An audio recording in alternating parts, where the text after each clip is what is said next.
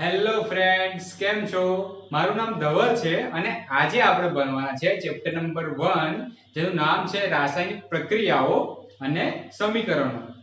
તો તમને ખબર જ છે કે આપણી આજુબાજુમાં રોજબરોજ બહુ બધી રાસાયણિક પ્રક્રિયાઓ થાય છે. ઠીક છે. હવે તમને હું એકાદ ઉદાહરણ આપું તો તમને ખ્યાલ હશે કે આપણે ખુલ્લા ઓરડામાં બહુ વધારે ગરમી જ્યાં હોય ત્યાં દૂધ મૂકી રાખીએ. સવારનું દૂધ રાત શું થાય? તો તમને બી ખબર છે કે ફાટી જાય. ઠીક છે. પછી હવે તમને ખ્યાલ છે કે તમે ઈડલી સાંભાર ખાઓ છો, ઢોસા ખાઓ છો. હવે ઢોસાના ખીરુને આપણે મૂકી રાખીએ, તેમાં આથો આવે છે. એ બી વન ટાઈપ ઓફ એક શું થઈ? રાસાયણિક પ્રક્રિયા થઈ. બરોબર. પછી હવે કેળા લાયા હોય આપણે બજારમાંથી, એ કેળાને આપણે બહુ દિવસ સુધી મૂકી રાખીએ તો શું થાય? તો કે કરમાઈ જાય અને એ બગડી જાય. તો એ બી વન ટાઈપ ઓફ રાસાયણિક પ્રક્રિયા થઈ. બરોબર છે. તો રાસાયણિક પ્રક્રિયાઓ કોને કહેવાય? તો કે જે વસ્તુમાં રાસાયણિક ફેરફાર થાય એ વસ્તુ પ્રક્રિયાને શું કહેવાય? તો કે રાસાયણિક પ્રક્રિયા કહેવાય. તો તમને મેં ઉદાહરણ કીધું કે શું થાય? તો કે ખુલ્લા ઓરડામાં આપણે દૂધ રાખીએ. બરોબર છે. તો હું લખું કે ઓરડામાં ખુલ્લું દૂધ બરોબર છે મૂકેલું હોય તો શું થાય? તો કે ફાટી જાય. ફાટી જાય મતલબ કે બગડી જાય. બરોબર છે. એ બી એક ટાઈપની આપણે રાસાયણિક પ્રક્રિયા થઈ. બીજી વસ્તુ શું કહેવાય? તો કે જે ખીરું છે, ખીરુંમાં આથો આવે. બરોબર છે. કોઈ બી ખીરુંમાં આથો આવે, એ બી એક ટાઈપની રાસાયણિક પ્રક્રિયા થઈ. પછી ત્રીજી વસ્તુ તો મેં શું કીધું? તો કે કોઈ બી ફ્રૂટ કે શાકભાજી હોય બગડી જવા. બરોબર છે. તો હું લખું કે ફ્રૂટ કાં તો શાકભાજી બગડી જાય. તો એ બી વન ટાઈપ ઓફ શું રાસાયણિક પ્રક્રિયા થઈ. હવે તમને એનાથી બી સારામાં સારું ઉદાહરણ આપું કે આપણે કોઈ ખીલ્લી હોય, ઘરમાં કોઈ ખીલ્લી લગાવેલી હોય. બરોબર છે. કાં તો કોઈ બારણું હોય તો તમને ખ્યાલ હશે કે ત્યાં પાણી પડે તો પાણી પડે ને આપણે કશું ના કરીએ તો કાટ લાગી જાય. બરોબર છે. તો એ બી વન ટાઈપ ઓફ શું થઈ? રાસાયણિક પ્રક્રિયા થઈ. તો એને શું કહેવાય? ખીલ્લી કાં તો તાર હોય, બરોબર છે, એને કાટ લાગ્યો. એ બી શું થયું? રાસાયણિક પ્રક્રિયા. તો હવે તમે રોજબરોજ આજુબાજુ ઘેરાયેલો છો રાસાયણિક પ્રક્રિયાથી. તો રાસાયણિક પ્રક્રિયાનું આપણે વ્યાખ્યા શું આપી શકીએ? કે રાસાયણિક ફેરફાર થાય તેવી પ્રક્રિયાને રાસાયણિક પ્રક્રિયા કહેવાય. આમાં કઈ કઈ વસ્તુ થઈ શકે? કાં તો એનું અવસ્થા બદલાય.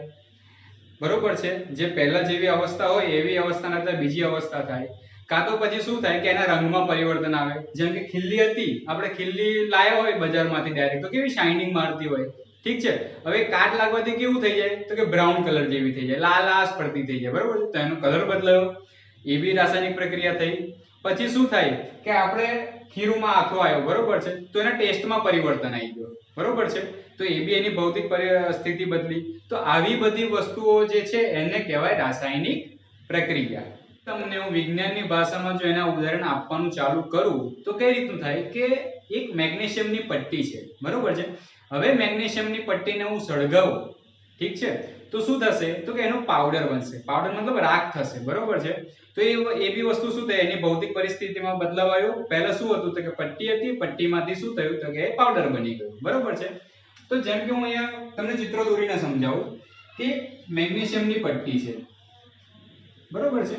એ મેગ્નેશિયમની પટ્ટીને શું કહું? કાચ પેપરથી ઘસી નાખું. કેમ? તો કે એની ઉપર જે બી અશુદ્ધિ હોય બધી સાફ થઈ જાય. બરોબર. જે મેગ્નેશિયમની પટ્ટી છે એને એક બર્નરથી હું ગરમ કરું. આ બર્નરથી ગરમ કરું. બરોબર છે. તો હવે આનો શું થશે? ભૂકો બનશે. એ ભૂકાને હું એક ડીશમાં લઈ લઉં. બરોબર છે. આ બધી ડીશમાં ભેગો કરી દીધો. બરોબર. તો શું થાય? આ મેગ્નેશિયમ થયું, આપણે એને હવાની હાજરીમાં સળગાયો. બરોબર છે. તો એનો ભૂકો થયો. બરોબર. તો શું થાય કે મેગ્નેશિયમ જ્યારે સળગે તો એ મેગ્નેશિયમ ઓક્સાઇડ બની જાય. બરોબર છે. તો એ વસ્તુ એ વન ટાઈપ ઓફ રાસાયણિક પ્રક્રિયા થઈ. બરોબર છે. હવે આને જે ટૂંકી રીતમાં હોય, શાબ્દિક રીતમાં મને વર્ણવું હોય તો હું કેવી રીતે લખી શકું કે મેગ્નેશિયમની પટ્ટી છે. બરોબર છે. તો મેં લખી દીધું મેગ્નેશિયમ. બરોબર છે. હવે મેગ્નેશિયમને શું કીધું? તો કે હવાની હાજરીમાં સળગાવ્યું. હવાની હાજરીમાં સળગાવ્યું તો શું થયું? તો કે મેગ્નેશિયમ ઓક્સાઇડ થયું. બરોબર. તો કે મેગ્નેશિયમ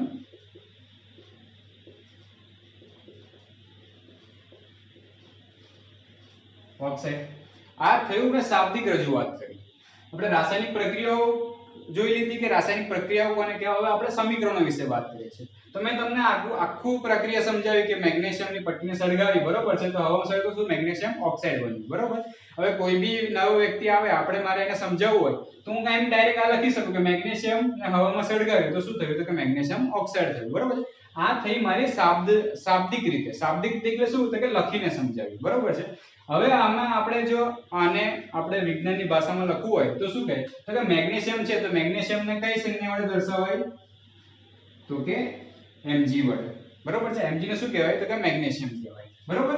હવે હવા ઓક્સિજન, બરોબર છે, ઓક્સિજનની હાજરીમાં સળગે, તમને ખ્યાલ છે, તો કે હવા શું થયું, તો કે O2, બરોબર છે. કારણ કે ઓક્સિજનના કેટલા પરમાણુ હોય, 2 જ પરમાણુ હોય, એટલે O2 લખી દીધું, બરોબર છે. અને મેગ્નેશિયમ ઓક્સાઇડ, તો મેગ્નેશિયમ ઓક્સાઇડ કોણ, તો મેગ્નેશિયમ અને ઓક્સાઇડ આ લખી દીધું, બરોબર છે. તો આ થઈ આપણે સંજ્ઞા સ્વરૂપમાં સમીકરણ જે આપણે લખીએ એ પ્રમાણે, તો કે મેગ્નેશિયમ પ્લસ ઓક્સિજન નું શું થયું, કે મેગ્નેશિયમ ઓક્સાઇડ થયું, બરોબર છે. હવે તમે જુઓ કે અહીંયા ઓક્સિજનના કેટલા પરમાણુ છે, 2 પરમાણુ છે. અહીંયા કેટલા પરમાણુ છે, 1 પરમાણુ છે. એટલે આને શું કહેવાય, અસંતુલિત કહેવાય. આ જે મેં વસ્તુ લખ્યું તમને સમજાવવા માટે લખ્યું છે. એટલે આ રીતના કોઈ હોય કે મેગ્નેશિયમ ને ઓક્સિજનની હાજરીમાં સળગાવે તો શું મેગ્નેશિયમ ઓક્સાઇડ બને, બરોબર છે. ઇટ મીન્સ કે મેં તમને કીધું કે આ વસ્તુ આપણે કરી એનાથી આ વસ્તુ આપણને મળી, તો આને કેવું કહેવાય, કે માળખાકીય સ્વરૂપ કહેવાય. માળખાકીય એટલે શું, કે સમતોલિત ના હોય એમાં, ઠીક છે. તો એને કહેવાય માળખાકીય સ્વરૂપ કહેવાય. તમને મેગ્નેશિયમ વિશે તો આખું કહી દીધું, બરોબર છે. પણ હવે તમને એવું ખ્યાલ છે કે મેગ્નેશિયમ મેં જે લીધો છે એ પાણી સ્વરૂપમાં છે, ઘન સ્વરૂપમાં છે કે વાયુ સ્વરૂપમાં છે, કોઈ ખ્યાલ નથી, બરોબર છે. તો આપણે એની સંજ્ઞા નીચે દર્શાવવું હોય તો આપણે એનો લખી શકીએ કે મેગ્નેશિયમ શું છે, તો કે ઘન પટ્ટી હતી, બરોબર છે. તો આપણે ઘનને શું કહેવાય, તો કે સોલિડ કહીએ, બરોબર છે. ઓક્સિજન ગેસના સ્વરૂપમાં હતો તો શું મળ્યું, તો કે ગેસ છે, એટલે ગેસ છે, તો G લખી દીધો. અને મેગ્નેશિયમ ઓક્સાઇડ આપણે શું પાવડર સ્વરૂપ એટલે ઘન સ્વરૂપમાં મળ્યો, એટલે આપણે એને શું કહેવાય, તો કે સોલિડ, બરોબર છે. તો જ્યારે બી આપણે રાસાયણિક સમીકરણમાં આ રીતની જો એની ભૌતિક પરિસ્થિતિ આપણે લખવી હોય તો આ રીતે આપણે લખીને એમને સમજાવી શકીએ છીએ કે કઈ વસ્તુ ઘનમાં છે, કઈ વસ્તુ એમાં છે, આપણે વાયુમાં છે, અને કઈ વસ્તુ પ્રવાહીમાં છે. તો સોલિડ માટે S થઈ ગયો, ગેસ માટે G થઈ ગયો, બરોબર છે. તો લિક્વિડ માટે શું થાય, તો કે લિક્વિડ માટે આપણે લખીએ સ્પેલિંગ જ છે લિક્વિડ, બરોબર છે. તો એને આપણે L થી દર્શાવી શકીએ. અને ચોથી વસ્તુ છે એક્વા.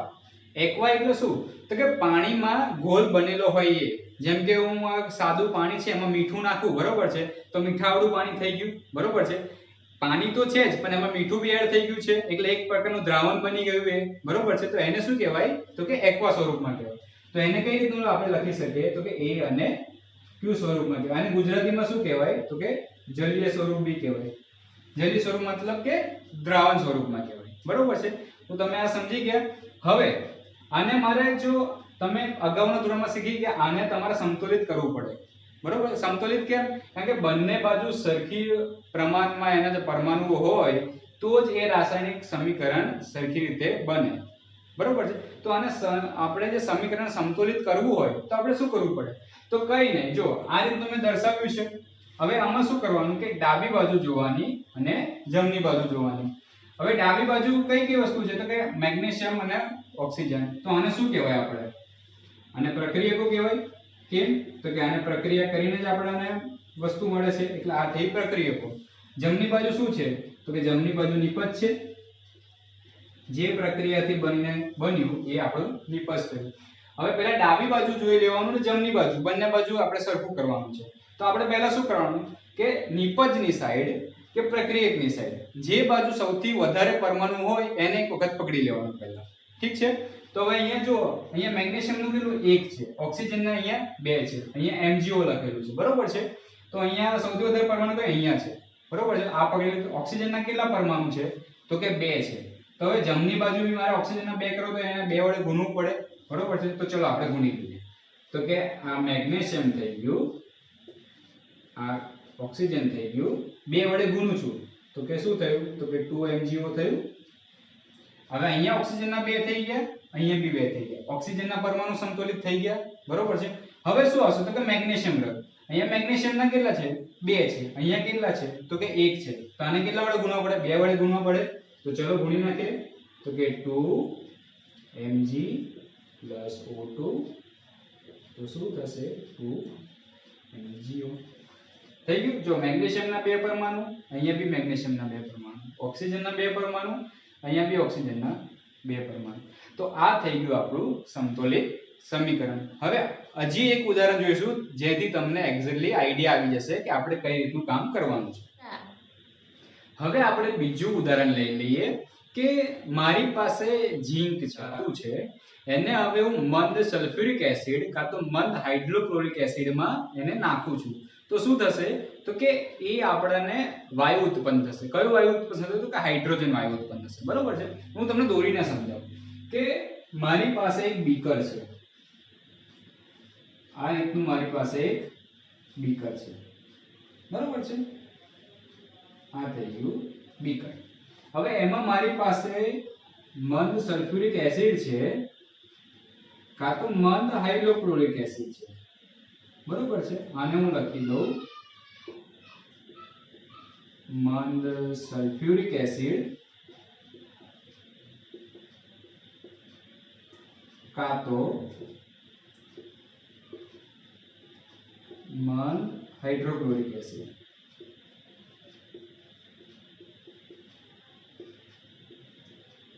ધ્યાન રાખજો અહીંયા મંદ લખ્યું છે, મંદ એટલે શું તો કે એકદમ તેજ તીવ્રતા વાળું હોય એને ડાઈલ્યુટ કરે, ડાઈલ્યુટ મતલબ કે એને થોડું ઓછું તેજ કર્યું, બરોબર છે, એવું એસિડ લીધું છે।